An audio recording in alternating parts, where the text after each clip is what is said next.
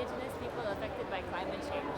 Yeah, when you talk of climate change, we are affected by long drought and intensive raining during the raining season. So you have these opposite extremes, like extreme dry and extreme wet. So you have like floodings, landslides, and everything. And that's when you talk of the impact of floodings and long drought, that means food. Yeah, food. We still don't yet have famine, but food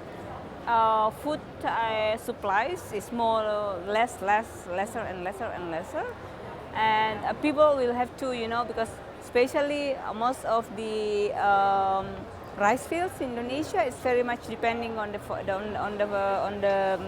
how you call it, on the cycles of the rain and the monsoon and the dry season. So that has changed the whole cycle of planting seasons and harvesting, and it's been very difficult. And those who live in the small islands, because you have the stronger tide, and then that also it does also influence the coastal line and the how you call it, the destructions of the coastal lines and even the houses of families who live in the near the coastal line. What's the difference between the impact on indigenous people and people who are not indigenous? If you are the indigenous, especially because they depend so much. We depend so much on land, right, and resources. We depend so much on the nature.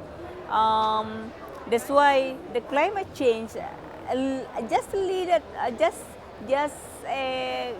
if you how you call it, if there is any disturbance in the climate, that will influence everything, because the planting seasons will be influenced, and the planting seasons in indigenous peoples, it's not just a standalone things, because it relates with the spirituality, with the rituals, it relates with the festivals, with the traditions, with the singing, with the dancing, with the food and everything. So, and also the social structures, politics of the whole community. But if you are in the cities, you probably will be impacted from, the price of food is increased,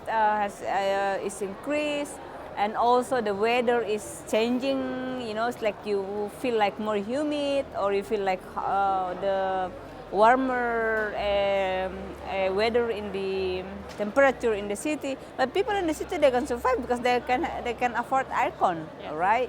They can buy food from somewhere else. But in the village, in the indigenous community, you don't have that opportunity. So the economic aspects also tie Exactly, into it. tie into it, exactly.